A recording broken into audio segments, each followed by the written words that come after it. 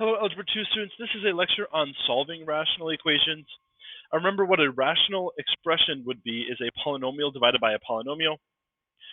And now in 8.6, we're just going to have these rational expressions, and we're going to be solving for x to figure out what values of x make them equal. There's going to be two options for this, and this is kind of one of those situations where, yes, there's two options, but sometimes one of the options is significantly easier than the other two options, and it's going to be up to you guys to choose the correct method. One of those methods is basically make it so that you have a fraction equal to a fraction, and then cross multiply. You guys should be good at that. You guys have seen that type of thing many times for years now. They're going to be a little bit more complicated perhaps, but conceptually you should know how to cross multiply. Just if you have a fraction equal to a fraction, right? I'll doodle a little bit. If you have a fraction equal to a fraction, you can multiply these two together and then set that equal to the product of multiplying these two together. The second is perhaps the more exciting one, and that would be to make all of the denominators match, and then you can just forget about the denominators and move forward. I'll show you what that looks like here in a second. So let's just review. This is technically a rational equation that you would have to solve. And the method for which I would do this if I had a fraction equal to a fraction would just be to cross multiply these two things together. If you multiply 3 times x minus 7, you'd get 3x minus 21, right? Because you'd have to distribute the 3. And that's going to be equal to the product of these two, and that's just 10x. Now I have a pretty straightforward, Algebra 1 level question to solve for x, and I'm going to go ahead and solve it for x. Subtract 3x, I get negative 21 is equal to 7x. Dividing by 7 gives me x is equal to negative 3. Now, I'm going to put a little asterisk here, a little star, check your answers. This is one of those topics that we've studied basically one time a chapter where we can have something called an extraneous solution. And extraneous solutions simply mean that we got an answer that we believe is correct, we did all the work correct, but sometimes that answer might not actually work when you plug it back into the expression. And so negative 3 does work. If you plugged in negative 3 here, our equations would be equal. On the left side, we would have 3 over negative 15. If we plugged in negative 3, and on the right side, we would have 2 over negative 10. And both of these simplify to negative 1/3. But there are going to be times where the number that you get doesn't actually make it work. So how can we identify it? Basically, what you're watching out for is to make sure that you're never dividing by 0. Because we can have these equations, or these fractions, if you substitute negative 3 in and it makes the denominator 0, we know that you can't divide by 0 ever. And so that solution that you thought you thought it was correct, doesn't actually work in those cases. So if you plug in negative 3 here, the denominator is negative 15, it's not 0, so it's fine. If you plug in negative 3 here, the denominator is negative 10, it's not 0, so it's fine. That's really all you have to do. You can do all the work and make sure that it actually does equal, but really the checking your work that is required is to make sure that you don't have any extraneous solutions. Here's another example. Let's go ahead and try it. Same level of difficulty, so go ahead and pause it, try it on your own. You get 9x plus 9 is equal to 12x plus 15, and then we'd go ahead and solve this. Subtract 9x, we'd get 3x. We're also going to subtract 15 on both sides. And we get 3x is equal to negative 6, so x is equal to negative 2. Double check to make sure that negative 2 doesn't make any denominator 0. So if you plug in negative 2 here, this denominator is not 0, nor is this one. So negative 2 is a good solution. Moving on.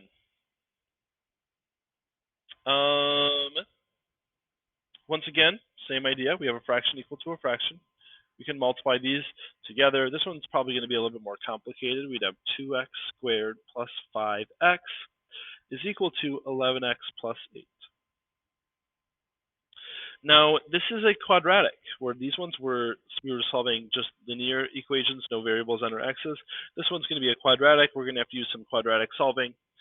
to get to our answer. And with all quadratics, we want one side equal to 0. So we're going to subtract 11x and subtract 8, giving us 2x squared minus 6x minus 8 is equal to 0.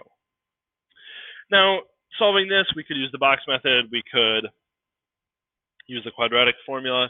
I'm going to start out by factoring out a 2. I think that will make my life a little easier. And then now I can factor this using, the basic factoring methods. 2x minus 4, x plus 1, because that's what multiplies to negative 4 that adds to negative 3. So my solutions here are, my potential solutions at least, are 4 and negative 1. Remember, I have to go back up, make sure that I didn't make any denominators 0. So 4 and negative 1 are my solutions. If I plug in 4 here, it would not be 0, nor if I plugged in negative 1.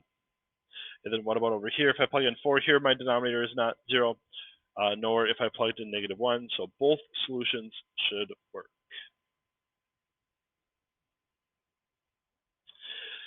All of those were using that first method that I discussed at the beginning, fraction equal to a fraction and then cross multiply. The other option is going to come from this question here. And typically what I would do is I'd put this question up and say, hey, do you know how to solve this question? You should be able to look at this and find out what the answer is. And so, yes, it kind of looks gross perhaps, but the answer is as simple as x is equal to negative 4. Now, how do we get that? Well, notice our denominators are all the same. They're gross, but they're all the same. And as long as the denominators are all the same, whenever I plug in a number for x, my denominators are still going to match. So then all I have to do is focus on what makes the numerators equal. And that's a pretty simple question. If I plug in negative 4, my numerators, this would be a true statement, right? 6 plus a negative 4. So 6 plus 4, that's 10. That works. So here's the idea. If we can set the denominators equal to one another, like they are here, we can just forget about the denominators and set the numerators equal to each other and solve that. So use 8.5, which you had to make denominators equal to add and subtract rational expressions. Once they're equal, forget about the denominators and set the numerators equal to each other. Solve for your variable and then check for that extraneous solutions. So this example here, I want to start out by saying it would be possible to add this expression together and then cross multiply across the equal sign. But cross multiplying only works if you have a fraction equal to a fraction, and right now it's more complicated than that.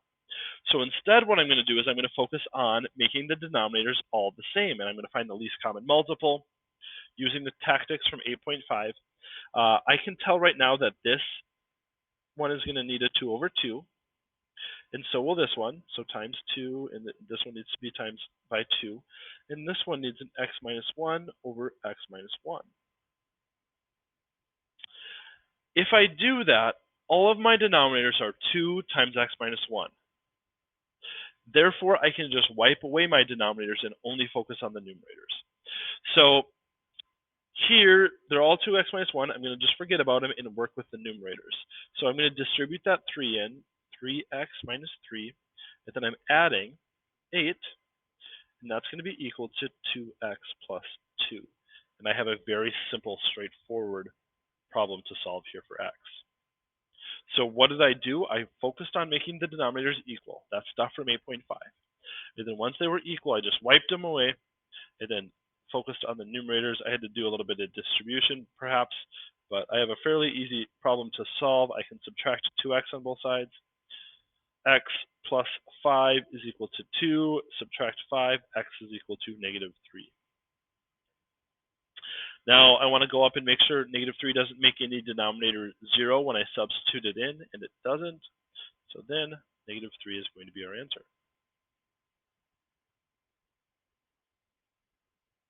Let's look at another one. Once again, my denominators are not all the same. This, if I wanted to turn it into a fraction, I would just divide by 1. So my denominators are 1, x minus 5, and x. I need to make them all the same. And so this one over here is missing an x minus 5 over x minus 5. This one is missing an x over x, and 1 is missing everything. It needs x, x minus 5, and x, x minus 5. So at this point, all of my denominators are the same. They're x, x minus 5. I can wipe those ones away, wipe them away, and just solve the numerators. So my numerators here, I would distribute the x. I would get x squared minus 5x. Multiplying by 1, of course, doesn't do anything. I'm subtracting 8x, and that's going to be equal to 3x minus 15 when I distribute that 3. So I have to solve this equation. This is a quadratic because it's got x squared, so I want one side to be equal to 0. So I'll subtract this 3x and add this 15 to both sides.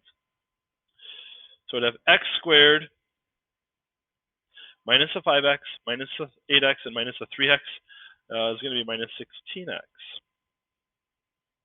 And then plus 15, because I'm adding 15 to both sides, which is equal to 0. Solving this, I'm going to be looking to factor it, and it is factorable. The things that multiply to 15 are 1 and 15, and 3 and 5.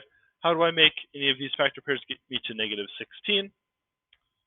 They were both negative, so x minus 1 and x minus 15. Giving me the potential solutions of 1 and 15. Now, of course, I have to go back and make sure my denominators would have never been 0. So this one didn't have a denominator. 1 or 15, if I plugged it into this x, would not make this 0. And 1 or 15, if I plugged it into this x, would not make the denominator 0. So both of these are valid solutions. And what we successfully did was we, of course, made the denominators equal, wiped them away, and solved the equation in the numerator. It could get a little bit more fun, though. I like this one a lot. This looks fun. I noticed right away that I can factor x squared minus 9 into x plus 3 and x minus 3. If I recognize that, that's going to make my life a lot easier because my denominators don't have to get as complicated. So x squared minus 9 factors into x plus 3 and x minus 3. But then I look at this and I say, this denominator is x plus 3 and x minus 3. So this guy here needs an x minus 3 over x minus 3. And this one is going to need an x plus 3 over x plus 3. And now I can see that all of my denominators are the same. They have an x plus 3 and an x minus 3 in them. So I can get rid of the denominators and start only focusing on the numerator. Distribute this 6 in, I would get 6x plus 18. And that was equal to 8x squared. And I'm going to be really careful here. I'm subtracting this whole thing. So I'm going to put this guy in parentheses. Minus 4x squared minus 12x, right, when I distribute that 4x. But once again, I have to be really careful with this negatives. I have to distribute this negative now. So I'd have 6x plus 18 is equal to 8x squared minus 4x squared plus 12x. Once again, I have a quadratic, so I have to set one side equal to 0. I'll subtract 6x and subtract 18 to both sides, giving me 4x squared plus 6x. When I subtract the 6x, right, and subtract 18. Subtract 6x minus 18, so minus 18. This is an expression that I can attempt to factor. I'm not sure if it's going to work, but I do recognize right away that I could take a 2 out. 2x squared plus 3x minus 9. This does have a number in front of the x squared, so I do have to use the box method to factor it. 2x squared in the first box, negative 9 in the last box, so then multiply the two numbers that I wrote in there, and I get negative 18. Factoring negative 18, factor pairs of 18 are 1 and 18, 2 and 9, and 3 and 6. And what I'm looking for is which of these factor pairs could get me to the middle, which is 3. And if the 3 was negative, and the 6 was positive, then they would add to 3x. Now factoring out the greatest common factor of the top two, I would get 2x, and now I'm completing the rest, like this multiplication table. I know we've done this a million times now. My factor pairs, or sorry, my parentheses are up here and over on the side. So 0 is equal to 2, and then an x plus 3, and then a 2x minus 3, giving me my solutions of negative 3 and 3 halves. Of course, if you didn't remember how to figure out what makes that 0, set it equal to 0 and solve it. So these are my potential solutions. I need to double check to make sure that my denominators would never be 0. Negative 3 actually does make my denominator 0. It actually makes 2 of the 3 0. Negative 3 does make this one 0 here, and this one 0. It can't make any 0. So I can get rid of negative 3. I don't want to see it as a solution. It doesn't actually work. 3 halves did not make any of the denominator 0, though, so 3 halves was a good, valid solution. Let's do one more of these. I think this would be a good one for you guys to try. Go ahead and pause it here, give it a go. I'm looking to make all my denominators equal, and the common denominator that I see would be 2x and x plus 1. So x plus 1 over x plus 1, x plus 1 over x plus 1, and this one here needs a 2x over 2x. Now my denominators are all the same, 2x times x plus 1. I'm going to go ahead and get rid of the denominators and start working with my numerators. 6x squared is what you get when you multiply 2x and 3x, minus, now I'm subtracting this whole thing again. So 5x plus 5, but I'm going to end up subtracting them here, is equal to 3x plus 3. 6x squared minus 5x minus 5 is equal to 3x plus 3. Bringing them over, I would get 6x squared minus 8x minus 8 is equal to 0. Once again, I have a quadratic, and this can be an experience to solve. I can use the quadratic formula if I want to, or I can factor it, or at least attempt to factor it.